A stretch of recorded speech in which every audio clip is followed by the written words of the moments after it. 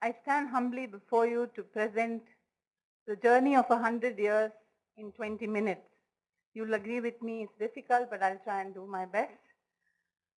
The layout of this talk is roughly going to be history, best practices at CMC Hospital, some of the issues in eye care, and the challenges that we face as a multi-specialty institution. I cannot but tell you the touching story that Dr. Ida Scudder went through to start out this organization. One fateful night, 3 husbands in a row approached her to come and help with the delivery of their wives. She was not a trained medical doctor, her father was, but they wanted a woman. The next morning was a nightmare for her because all died in childbirth. She was so moved that she went back to the United States, did a degree, and came back to serve India to set up what she calls the Kingdom of God. I draw a lot of parallels between her and Dr. Venkatasamy. It starts with one committed individual. Why I show this is that it started with one bed. I'm sure most of us are much more blessed than that.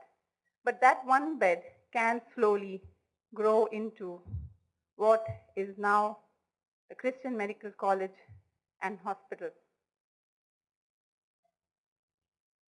The original building was in this place, which is now the Department of Ophthalmology, and we share this legacy. Dr. Victor Rambo, some of you may have heard, was a pioneer in setting up eye camps in the villages. In 1960, we moved to the bigger facility that now is the CMC Hospital, and it has grown to about 2,700 beds. So what is the vision of CMC? As you can see in this picture, it seeks to be a witness to the healing ministry of Christ. And this it does through excellence in education, service, and research. And our mission statement reinforces that the main thrust is education and training, because if you look after that, it automatically fuels services and research. So what is unique about CMC? You will find through my presentation that education, research, and services have evolved imperceptibly, merged with each other, and so has primary, secondary, and tertiary care. Each of these supplement the other, and so it is not a black and white distinction. How do we provide equitable care? We try and give high-end care at affordable rates, and when I say affordable rates, it is a sliding scale which can be what the patient can pay, absolutely what the patient can pay, to nothing. And our target population is the lower and the lower middle socioeconomic class. This is why we have patients coming from all over the country and from neighboring countries in the world. So the education journey started when she first set up the diploma in nursing and subsequently the MBBS course. Our undergraduate program has some unique features which I'd like to highlight here. All of them are sponsored candidates. We take 60 a year, which is soon becoming 100, with a service obligation, and there has been 95% completion. There's residential postings during training. This is highly integrated with community care, fostered by faculty, and they learn by seeing. I would like to say the ophthalmology example for a simple reason that if we invest in them as undergraduates, we are likely to get good ophthalmologists at the end of the road.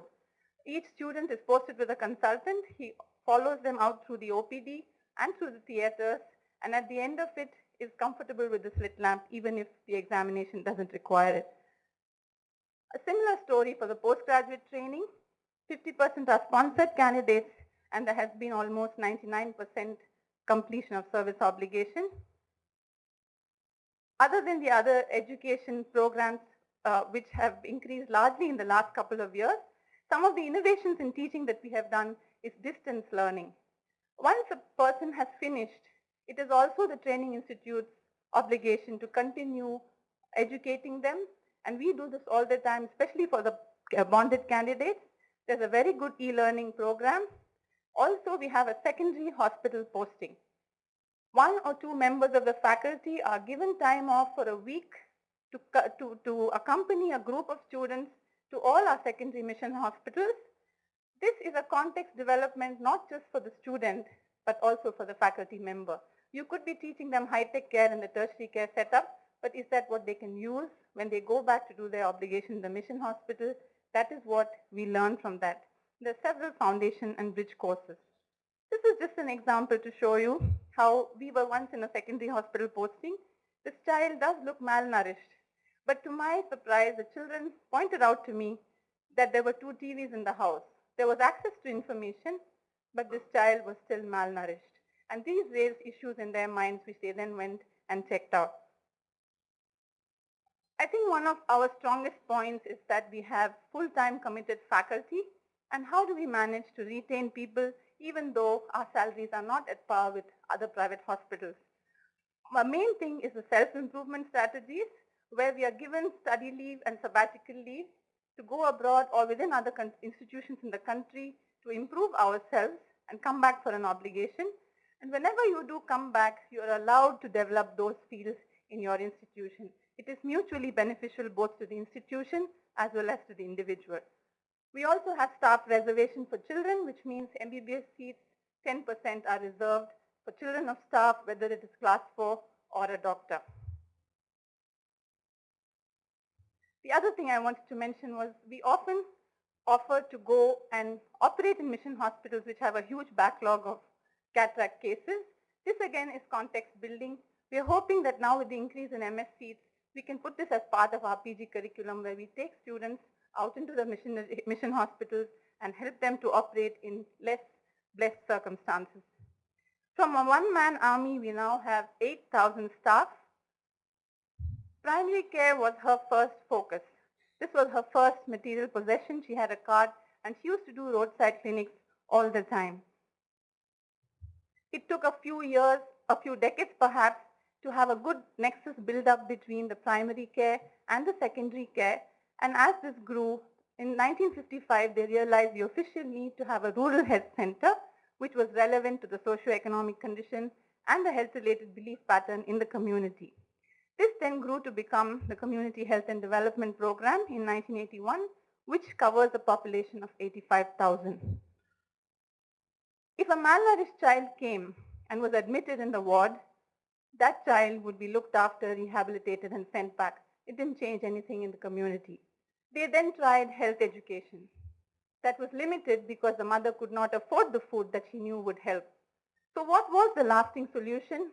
They moved on to do a lot of social and economic measures. I heard Dr. Chakrapani talk about other endeavors that like the Swaminathan Foundation was doing. I think we have to always remember as healthcare professionals that this does not happen in isolation. Socioeconomic development has always got to go alongside. So who form the backbone of our primary care system? We have part-time and full-time grassroots workers in all our primary care areas, and their strengths are that they are the liaison between the community and the hospitals. They are from the villages. They have been trained to collect all the health information and pass it on to the hospital, which forms the database. They are on the staff and so enjoy all the staff benefits that me as a doctor would perhaps enjoy in CMC. So that gives a huge motivation for them to do their job, and they form a part of the integrated healthcare services. You can't have primary care doing well without a well-supported secondary care level hospital. We have 3 areas that we have adopted. This looks after the Kanyambari block, which is a lakh and a bit population, and this is the KV Kuppam block, and we have also got the low cost effective care unit, which looks after the urban slums of Vellore. As a Department of Ophthalmology, we go 2 to 4 times a month and run clinics for them where we not only see all morbidities, but screen for diabetic retinopathy. And we also hold peripheral outreach camps in their drainage areas in association with their grassroots workers. So as you can see, the primary and secondary care complex functions as a theater in which the trainee learns by seeing and not alone by reading books. The undergraduates in medicine have a community orientation program where they live in the village for about a fortnight. And they have 2 community health programs where they design and execute projects. And there's also the internship where they do a full-time training there. Masters of Public Health has recently started, and it's the same principle that is followed for this course. It is a well-served rural community. One of the strongest points is a very robust health information system where each individual in the community has a unique identification number. I present this because I feel that if we had all our health information in the government sector, you can definitely plan better, assess outcomes better, and this is done by our grassroots level workers, which I think we have enough in the government sector as well. We also have a geographic information system which helps us to track outbreaks. This can also be used to maintain records about people with ocular morbidity who can then be approached from time to time and follow-up can be maintained. One of the chief differences between say Aravind and us is that we have an integrated healthcare delivery system. It's because of the way the hospital has evolved. And while it has some strengths, it has some weaknesses. But in my limited experience, I feel this is something that the government can replicate. We have ASHA workers and we have VHNs. Similarly, we have in our system the health aides and the health volunteers. All programs are administered by each of these grassroots workers. There are no separate cadre of people. I have been sharing with you a fairly good story till now, but we have our nightmares too. Javadi Hills is a very hard to access area with tribals with a different set of cultural values. And every year we see 1 to 2 Malaysias coming from them, especially in the last 3 years. I'm sure I agonize over how we can help prevent this. We have started working in the Javadi Hills. We are in the process of collecting data, putting in our people, training volunteers, and hopefully someday we can get rid of this. And what supports the primary and secondary care system is a very good tertiary care setup because your credibility lies in taking the worst case and bringing them around and taking them back home. All multi-specialty, all specialties are housed under one umbrella. When I asked my co-passenger yesterday why she was traveling all the way from Nagarkoil to Vellore to have her treatment, this is what she said. It's foolproof. And what she means is under one roof, you have everything. She has cholangiocarcinoma, but she was quite comfortable to know that nobody was taking a commission.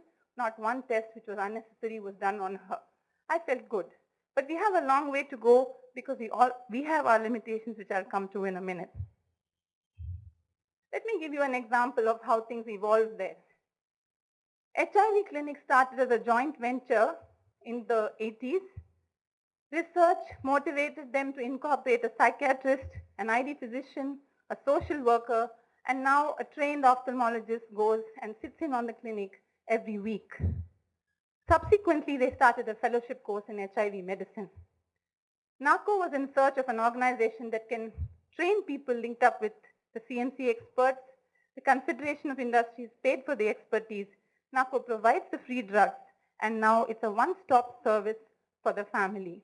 This is how this service has evolved to be an integrated service in the tertiary care hospital. There are several examples, but I will stop with just this, and the other one being of the neonatology services, where a trained medical retina consultant goes and screens for all the ROP children who are eligible to be screened. As you can see, the numbers we serve are large, and a large percentage is outreach services. What I would like to highlight here is that largest subsidy goes towards subsidizing healthcare.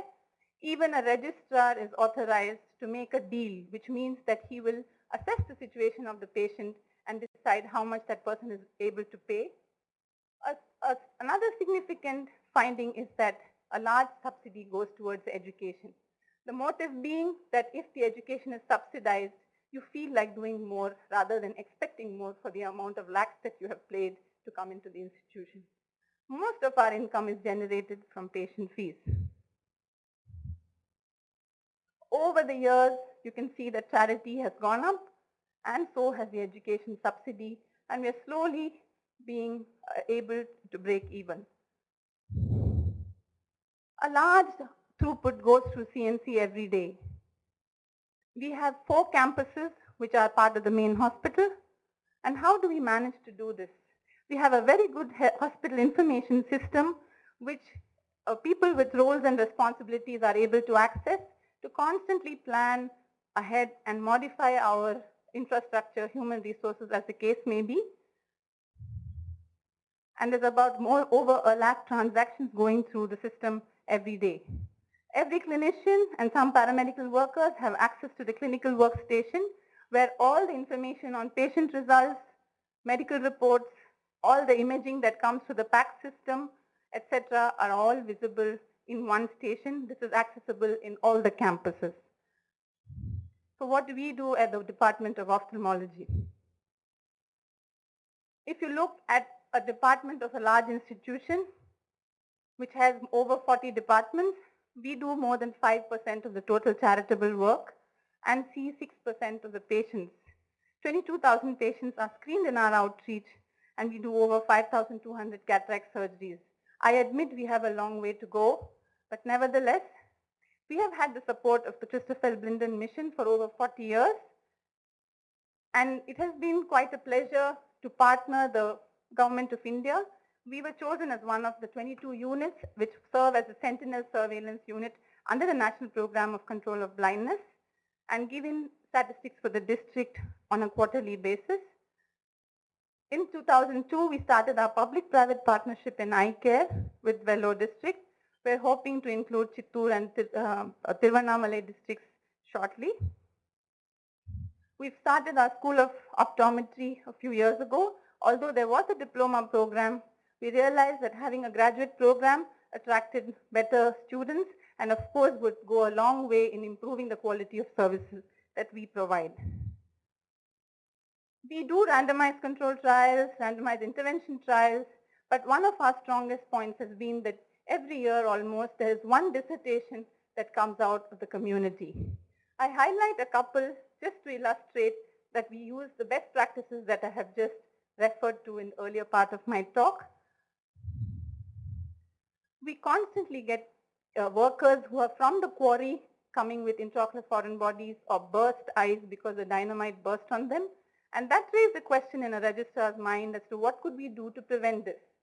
So we have a South Asian Cochrane network which functions out of CNC Vellore, and accessing a systematic review to see that is there any intervention which helps.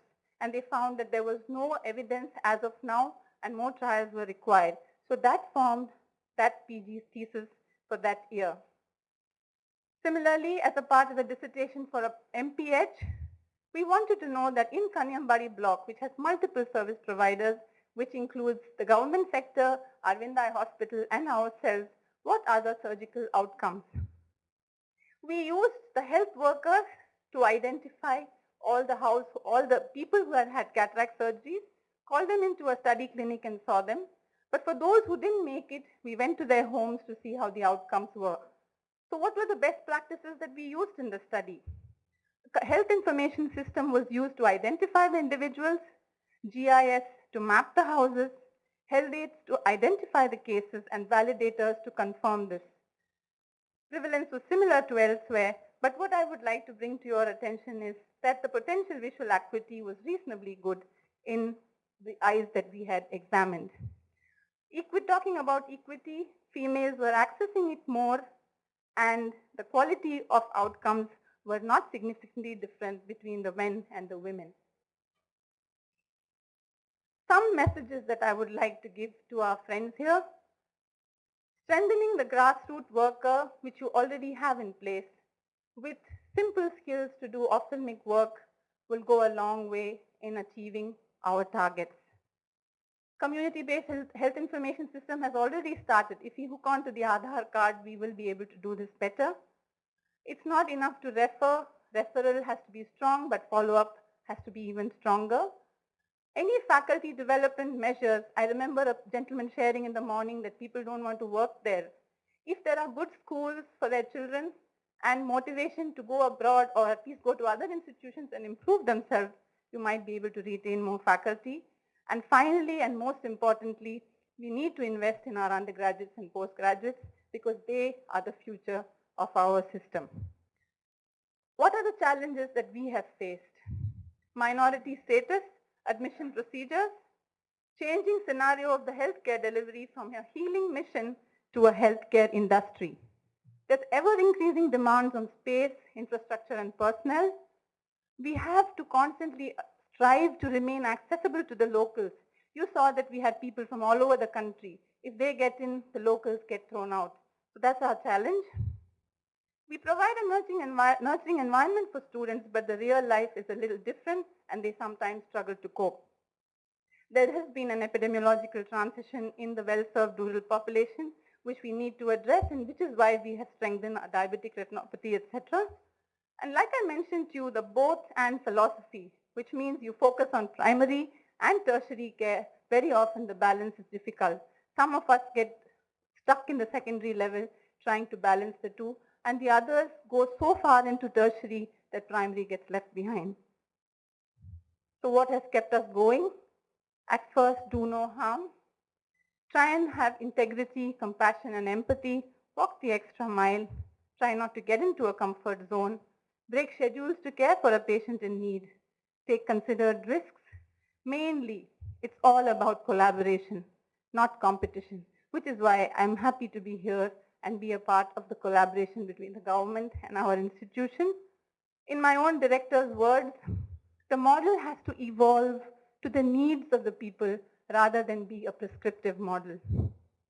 I thank you very much for giving me this opportunity, and I welcome you to Velo. It's very unique in that there's a church, a temple, and a mosque all within one fort. The bottom line is that we are trying to continue to be the home of a healing God. Thank you.